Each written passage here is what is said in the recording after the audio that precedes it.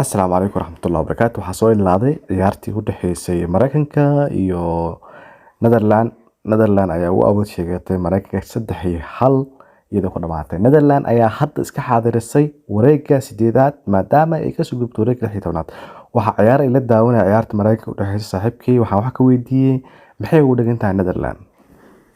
waxay ugu dhigan tahay Netherland maadaama ay maanta ay soo badisay 3-1 ay ku awood sheegatay in Netherlandtii hore ay maanta soo noqotay 2010kii sababtoo ah Netherland hadda way isku soo aruurtay.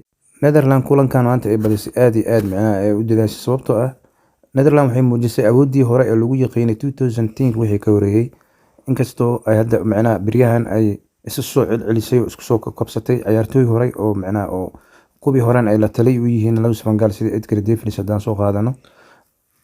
Van der Dijk laba kulan kamid ah 4 kulan oo ciyaar shabqiisa oo ilaashaday.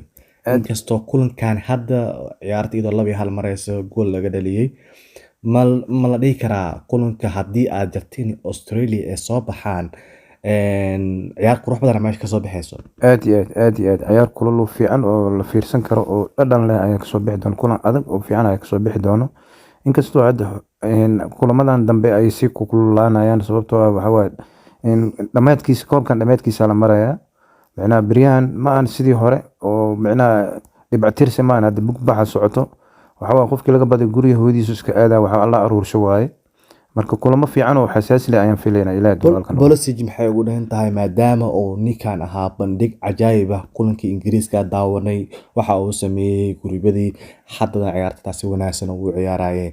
Pulisic maadaama uu Chelsea nin dhaawac la ka yahay ma la dhihi karaa World Cup uu ka faa'iideystay sanadkan. aad iyo aad Janis fiican oo soo maray waa uu aad ugu faa'iideystay duu dayiicla Janiskan waxa waaye ma muuqan lahayn sida uu yahayna macnaha inuu ciyaartooy tayo leeyahay lama fahmi lahayn maanta waxa waa ismuujiyay Janis fiican oo ah koobka adduunka.